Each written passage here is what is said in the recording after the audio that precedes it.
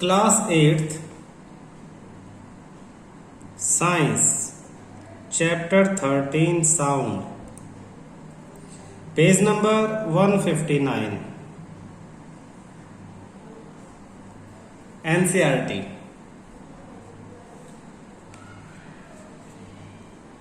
Many of you might have seen the manjira,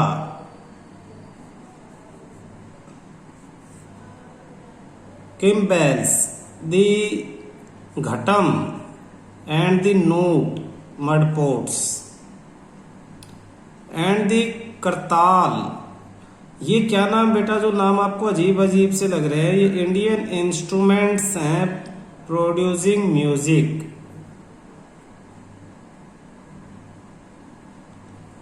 These musical instruments are commonly used in many parts of our country. These instruments are simply beaten or struck. Can you name a few other musical instruments of this type? तो ये search करने का काम है, इनमें ये नाम याद रख लो।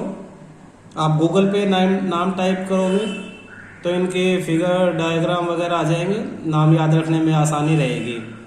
एक के नीचे दे रखा है घटम, इस तरह से ये। You too can make a musical instrument, कर आप खुद भी म्यूजिकल इंस्ट्रूमेंट बना सकते हो। टेक 6 to 8 बाउल्स और tumblers, fill them with water up to different level. Same type के बाउल्स ले लो या टम्बलर, ग्लास के ले सकते हो, स्टील के बने हुए ले सकते हो, और इनमें आप वाटर फिल करो अलग अलग लेवल, सबसे कम, उससे ज्यादा, उससे ज्यादा, उससे ज्यादा, ऐसे इंक्रीजिंग ऑर्डर में आप रख लो इन्हें। अब आप क्या करोगे, now take a pencil and strike the bowl gently, strike all of them in succession, you will hear pleasant sound and this is your jal tarang. जल मतलब वाटर और तरंग मतलब वेव, तो sound due to water wave, Hindi में से कहते हैं जल तरंग। जल मीन्स वाटर और तरंग मतलब वेव, आपने पढ़ा होगा कई बार तरंग, waves, water wave, sound due to water wave, musical sound due to water wave. When we pluck the string of an instrument like sitar, the sound that we hear is not only that of this string, the whole instrument is forced to vibrate. जब आप सितार के किसी धागे को plug करके छोड़ते हो तो सिर्फ वो जो वायर है उसके वाइब्रेशन से साउंड प्रोड्यूस नहीं होता, बल्कि पूरा इंस्ट्रूमेंट वाइब्रेट करता है। And it is the sound of the vibration of the instrument that we hear. Similarly, when we strike the membrane of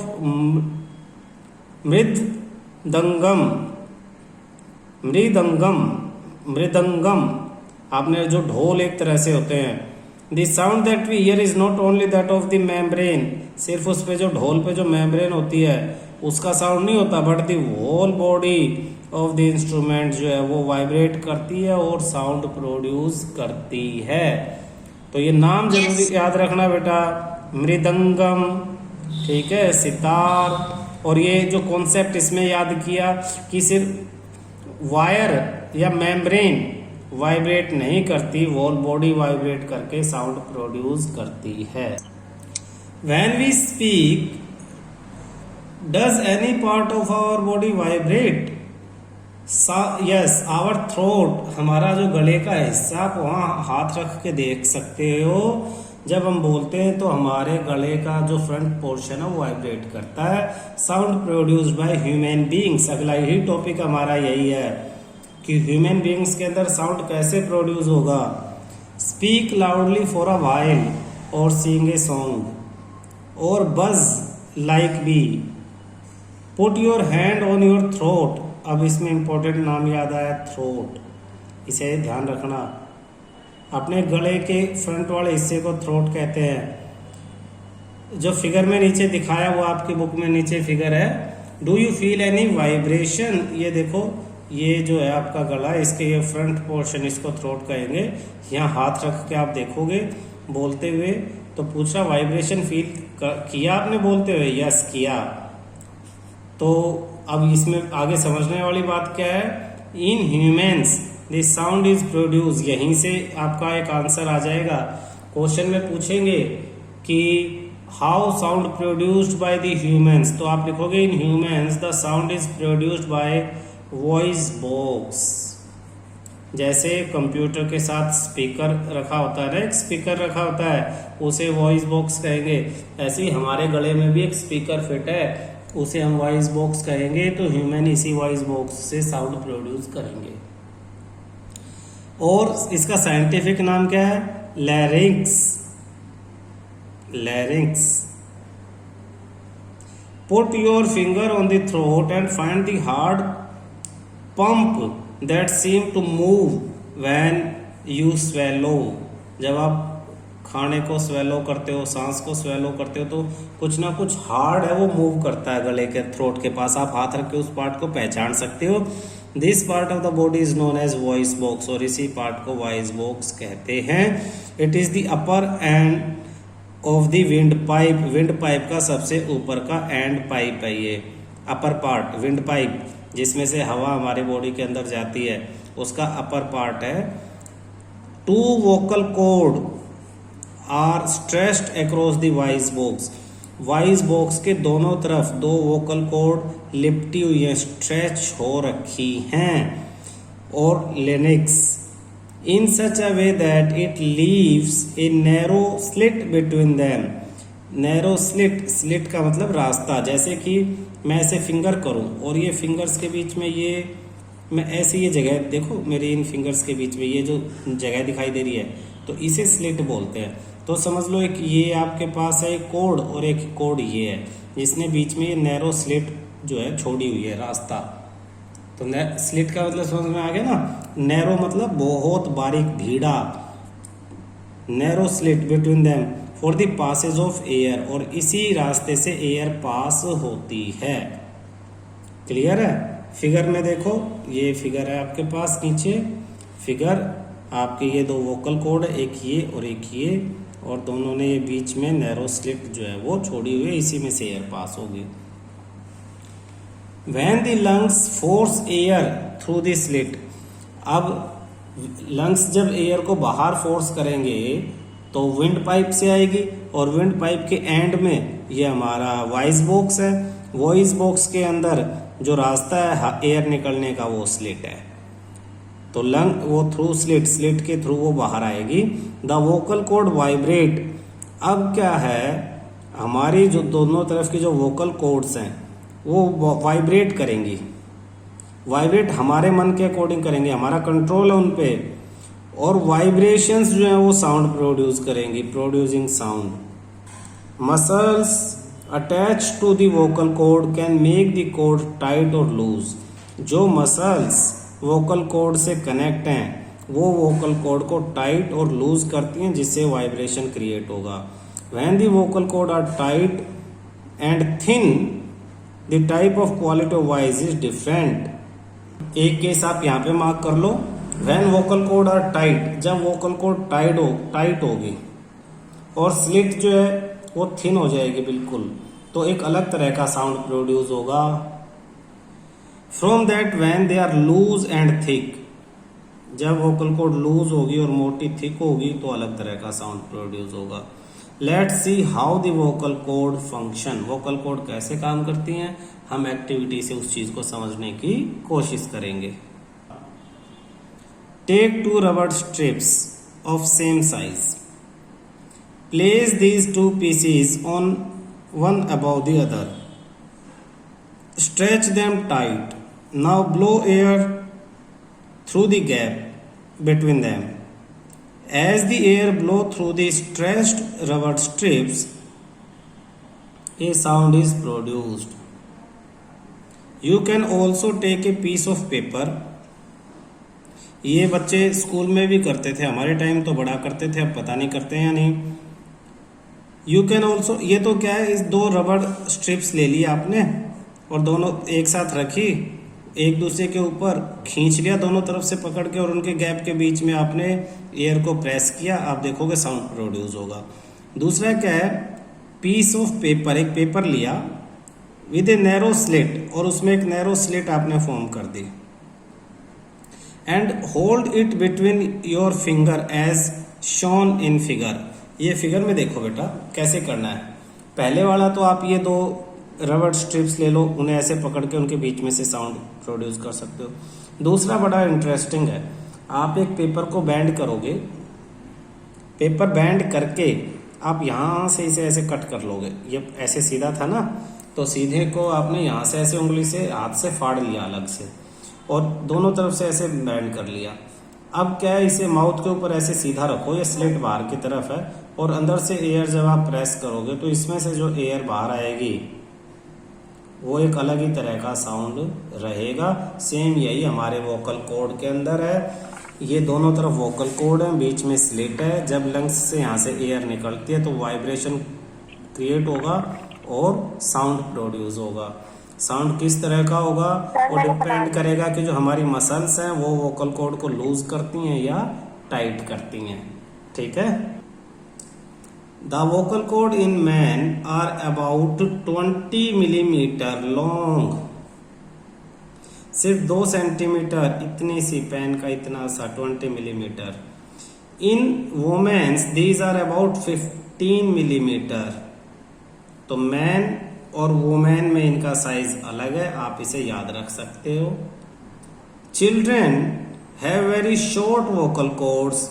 this is the reason why the voice of man, women and children are different. तो question आ जाएगा, why what is the reason of different voice of man, women and children. तो हम कहेंगे size of vocal cord. Size of man is about 20 millimeter, woman is about 15, and in children size is very short. Therefore, there is a difference in the sound produced by man, woman, and children. Sound need a medium for propagate. अब propagate मतलब travel from one place to another. Travel from one place to another. एक place से दूसरी जगह जाने को ही propagation कहते हैं। तो साउंड कैसे प्रोपोगेट करता है, मैं यहाँ बोला और सामने कोई बच्चा बैठा उसे सुनाई दिया, तुम्हें सुनाई दे रहा है, ये एक अलग मीडियम है। यहाँ सामने कोई बच्चा सुन रहा है, वो एक अलग मेथड है। When you call up your friends, जब आप अपने दोस्त को आवाज लगाते हो, who is standing at the distance, जो कुछ दूरी पे आपसे खड़ा है, your friend is able to hear your sound, तुम्हारा दोस्त आपकी आवाज सुन लेता है। How does the sound propagates और ट्रेवल टू हर, आवाज किस तरह से उस तक पहुंची। इस चीज को अब हम अगले टॉपिक में समझेंगे एक्टिविटी 13.7 से। देखना बेटा, टेक ए मेटल और ए ग्लास टम्बलर, या तो मेटल का या ग्लास का टम्बलर ले लो। Make sure that it is dry, सूखा होना चाहिए, गीला नहीं। ऐसा नहीं कि आप धो के ले लोगे, ठीक है। Place a cell phone in it, remember that the cell phone must not be kept in water. Remember that cell phone must not be kept in water, पानी में मत रख देना, कभी पानी का भर के उसके अंदर डाल दो। Ask your friend to give a ring on this cell phone. अब अपने दोस्त को बोलो भाई इस फोन पे बेल बजाओ दूसरे फोन से, और अब आप रिंग को ध्यान से सुनो। Now surrounded the rim of the tumbler with your hands. अब क्या, हाथ से उसे दोनों तरफ से पकड़ लो टम्बलर को। तो हाथ से ऐसे पकड़ लोगे, सपोज ये तुम्हारी फिंगर्स आ गई, ठीक है। यहाँ आपका अंगूठा आ गया ऐसे, ओ सही बन रहा डायग्राम, हाँ। ये तो आपका एक हाथ है, ऐसे दूसरा हाथ यहाँ इस तरफ लग जाए और दोनों तरफ आप इसे हाथ से पकड़ लो। फिर क्या होगा, rim of the tumbler with your hand, put your mouth on the opening with your hands. Indicate to your friend to give a ring again. अब दोबारा दोस्त को बोलो, listen to the ring while sucking air from the tumbler. अब अपने मुंह से उस टम्बलर की एयर को सक कर लेना, अब उसके अंदर एयर नहीं रही। डज दी साउंड बिकम फेंटर, क्या अब उतना ही तेज साउंड सुनाई देगा या फेंटर? फेंटर मतलब कम लाउड, कम, धीमा, एग्जैक्ट इसका मतलब है धीमा। एक तो होती है तेज आवाज और एक होती है कम आवाज, कम या फिर धीमी आवाज। तो हम कहेंगे इस बार आवाज कम आई है, धीमी आई है। क्यों? क्योंकि टम्बलर की एयर आपने निकाल ली। एयर निकालने से टम्बलर में वाइब्रेशंस नहीं होंगी, और वाइब्रेशंस नहीं होंगी तो साउंड उतना ज्यादा नहीं होगा। वाइब्रेशन कम होंगी तो साउंड भी कम होगा। अब remove the tumbler from your mouth, does the sound become loud again? Yes, जब आप माउथ से टम्बलर को हटा दोगे तो साउंड पहले की तरह लाउड, तेज हो जाएगा। लाउड मतलब तेज, जोर का। Can you think of an explanation, सोच सकते हो ऐसा क्यों हुआ? दोनों केस में हमने क्या किया, सिर्फ एयर का डिफरेंस किया है। एक बार एयर उसकी निकाल ली और एक बार उसमें माउथ हटाते उसके अंदर एयर दोबारा एंटर कर जाती है। तो सारा डिफरेंस किसका है? एयर का। Is it possible that decreasing amount in air in the tumbler had something to do with the decreasing loudness? Yes, पूछ रहा है एयर कम होने से लाउडनेस कम हुई, कोई रिलेशन है? बिल्कुल है। कहता है if you had been able to suck all the air in the tumbler, अगर तुम टम्बलर की सारी एयर को सक मतलब खींच लेते मुंह से, you will not listen any sound, आप कोई भी साउंड नहीं सुन सकते थे, आपको बिल्कुल आवाज नहीं आती। एक्चुअली साउंड नीड, यहां से इंपॉर्टेंट जो तुम्हें याद करना है, ये तो समझाने के लिए था। Sound need a medium to travel, sound को एक जगह से दूसरी जगह जाने के लिए किसी मीडियम, माध्यम की जरूरत पड़ती है। When air has been removed completely, जब पूरी तरह से एयर उसमें से निकल जाती, वेसल बर्तन में से, it is said that there is a vacuum, उस सिचुएशन को कहते हैं कि यहाँ पे वैक्यूम है। वैक्यूम मतलब अब्सेंस ऑफ एयर, कोई हवा ना होना। The sound can not travel through the vacuum, और ये एक बहुत इंपॉर्टेंट लाइन है कि साउंड वैक्यूम से ट्रेवल नहीं कर सकता। देखो बेटा, ये सन है सपोज, और ये अर्थ है, अर्थ और सन। सन की लाइट अर्थ पे आती है ना। अर्थ के चारों तरफ अर्थ का एक एटमॉस्फेयर है जिसमें एयर है, लेकिन उस एटमॉस्फेयर और सन के बीच में एयर नहीं है, तो यहाँ क्या है? वैक्यूम है, यहाँ वैक्यूम। तो लाइट जो है वो वैक्यूम से ट्रेवल कर सकती है। Light can travel through vacuum, light can travel through vacuum, light vacuum से ट्रेवल कर सकती है, लेकिन साउंड कैन नॉट, आवाज वैक्यूम से ट्रेवल नहीं कर सकती। अगर दो बच्चे ऐसी जगह पे हैं जहां पे एटमॉस्फेयर नहीं है तो इसकी आवाज इसे नहीं सुनाई देगी। टेक ए बकेट और a bath tub, next experiment में कहता है एक्टिविटी 13.8, कह रहा है एक बकेट ले लो या बाथ टब ले लो, fill it with clear water, पानी से भरो। टेक ए स्मॉल बेल, छोटी सी ऐसी बेल लो जैसे फिगर में दिखाई हुई है। शेक मतलब हिलाओ, shake this bell inside the water to produce sound. Make sure that bell does not touch the body of the bucket, bell ये जो है बकेट की बॉडी को टच नहीं होनी चाहिए, वाटर के अंदर हो, इसे हिलाओ, ये इस पे टच करेगी, साउंड प्रोड्यूस होगा। और द टब पूछता है place your year gently on the water surface, धीरे से अपने कानों को वाटर सरफेस पे रखो जैसे डायग्राम में दिखाया। Be careful, the water should not enter in your ear, ध्यान रखो पानी तुम्हारे कान में ना घुस जाए। Can you hear the sound of the bell, yes, आपको बैल की आवाज सुनाई देगी। क्यों देगी? क्योंकि बैल और आपके जो बैल है उसमें और आपके कान के बीच में, ईयर के बीच में क्या है? वाटर है, और वाटर इज अ मीडियम, इस केस में मीडियम क्या है? वाटर। तो साउंड किससे ट्रेवल कर रहा है? वाटर से के थ्रू साउंड ट्रेवल कर रहा है। साउंड वाटर में घुसा और आपके ईयर तक पहुंच गया। बीच में कुछ ना कुछ जरूर होना चाहिए। वो एयर हो सकता है, वाटर हो सकता है, कोई ऑब्जेक्ट भी हो सकती है। Does it indicate that sound can travel through liquids? Yes, sound can travel through liquids. Sound air से भी ट्रेवल कर सकता है और लिक्विड से। Oh, that is how whales and dolphins might be communicate underwater. इसी वजह से whales और डॉल्फिन्स वाटर के अंदर बातें कर सकती हैं। कम्युनिकेट मतलब आपस में जो सिग्नल हैं उनको सेंड और रिसीव करना, सिग्नल भेजना और सिग्नल रिसीव करना। सिंपल लैंग्वेज में इसे हम बातें करना भी बोल सकते हैं। Let's find out sound can travel through solid also. हमने देखा गैस से साउंड ट्रेवल करता है, लिक्विड से भी साउंड ट्रेवल करता है। बचा सॉलिड से और चेक कर लेते हैं।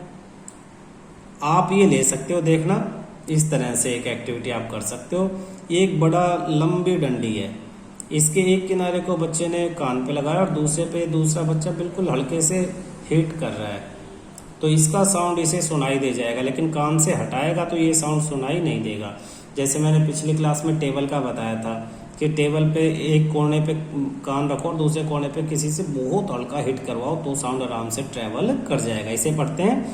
Take a metal scale, metal का लंबा स्केल ले लिया, और ए लॉन्ग मेटल रोड, कोई लंबी मेटल की पाइप ली। Hold it one end to your ear, एक किनारे को अपने कान से टच करो। अपने दोस्त को बोलो कि वो जेंटली स्क्रैच, उस पर बीट ना करके उसे सिर्फ स्क्रैच करेगा ना, उंगलियों से ऐसे ऐसे स्क्रैच करते हैं तो स्क्रैच करने का साउंड भी सुनाई देगा। जेंटली स्क्रैच और tap at the other end of the scale. Sound travel through a metal scale, sound metal scale से ट्रेवल करेगा, आपको सुनाई देगा। Can you hear the sound of the scratching? Yes. Ask your friend around you if they were able to hear the same sound. अपने आसपास जो दूसरे दोस्त हैं उनसे पूछो क्या उन्हें सुनाई दे रहा है? नो, उन्हें सुनाई नहीं देगा। तो इसका मतलब क्या है कि मेटल से साउंड ज्यादा अच्छी तरह ट्रेवल करता है एज कंपेयर टू एयर। यानी यहाँ पे अगर कोई और बच्चा खड़ा है तो ये साउंड इसके कान में नहीं गया और इसके कान में ये साउंड गया। इसका मतलब मेटल से अच्छी तरह से वो ट्रेवल कर गया एयर के कंपैरिजन में। You can also perform the above activity by placing your ear at one end of long wooden or metallic table. आप अपने कान को लंबी लकड़ी की या मेटल की टेबल पे रख के भी ये एक्सपेरिमेंट कर सकते हैं। And asking your friend to gently scratch the other end of the table, बिल्कुल इस तरह से जैसे डायग्राम में ये आपको दिखाया हुआ है। तो इस तरह से भी आपको क्लियर हो जाएगा कि साउंड जो है सॉलिड सरफेस से भी ट्रेवल करता है। तो ये रिजल्ट क्या मिला? Sound can travel through solids, solid से भी साउंड ट्रेवल करेगा। We find that sound can travel through wood और metal.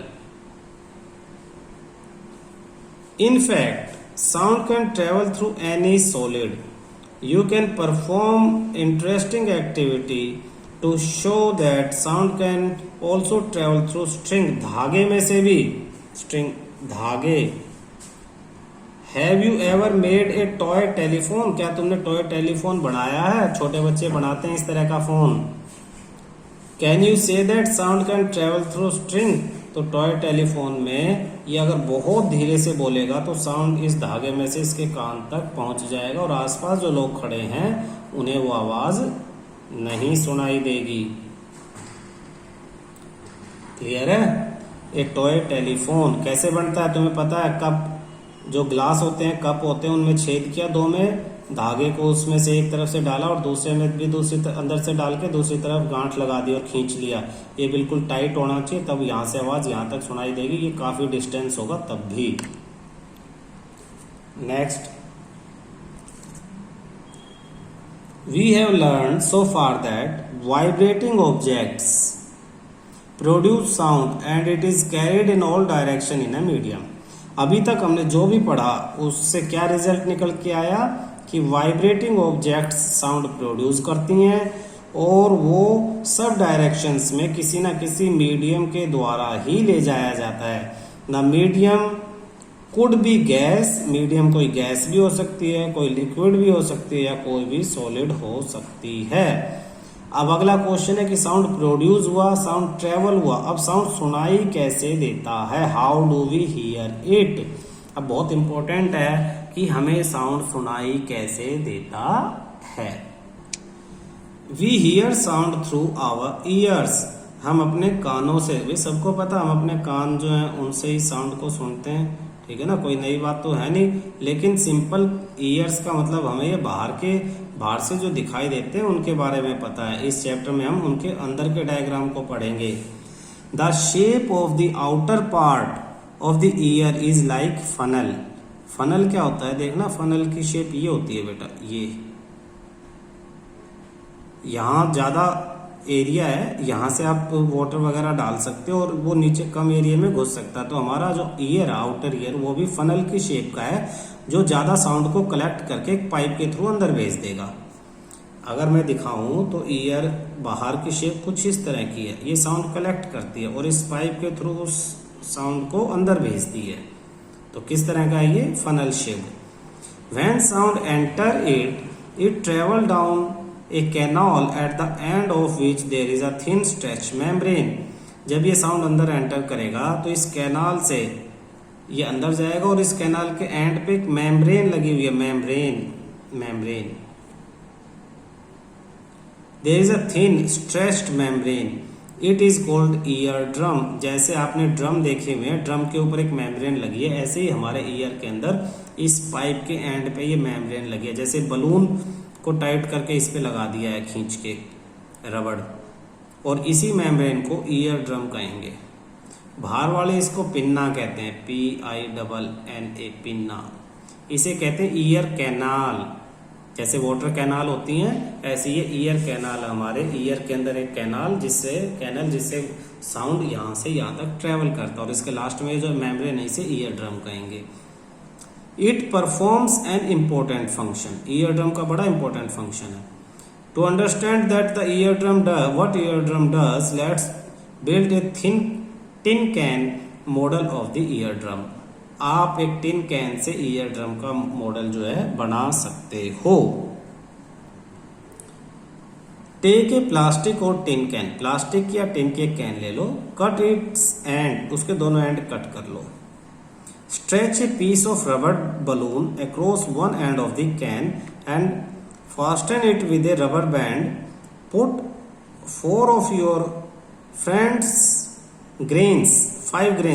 5 grains of dry cereals on the stretched rubber. ये देखो इस डायग्राम में, ये आपने कैन लिया, इसके ऊपर ये आपने ये जो येलो दिखाई दे रहा है, ये येलो है क्या, ये मेम्ब्रेन है किसकी, बलून की। इसके ऊपर टाइट कर दिया और रबर बैंड लगा दिया ताकि लूज ना हो, और इसके ऊपर कुछ ग्रेन्स रख दिए आपने, ड्राई सूखे ग्रेन। तो अब आप क्या करोगे, now ask your friend to speak hurry from open end. अब इसके नीचे का हिस्सा जो खुला हुआ है वहां से आप जब आप बोलोगे, जैसे इसने कहा हरी हरी बोलो या कुछ भी, तो जब जैसे ही बोलोगे तो आपकी वाइब्रेशन की हेल्प से ये वाइब्रेट करेगा। कौन, जो इसके ऊपर येलो कलर की आपने मेम्ब्रेन लगाई हुई है बलून की, वो वाइब्रेट करेगी। उसके वजह से जो ग्रेन्स है वो उसके ऊपर वाइब्रेट करेंगे, ऊपर नीचे उछलेंगे, ऊपर जाएंगे नीचे गिरेंगे, ऊपर जाएंगे नीचे गिरेंगे। Observe what happen to the grains, why do the grain jump up and down.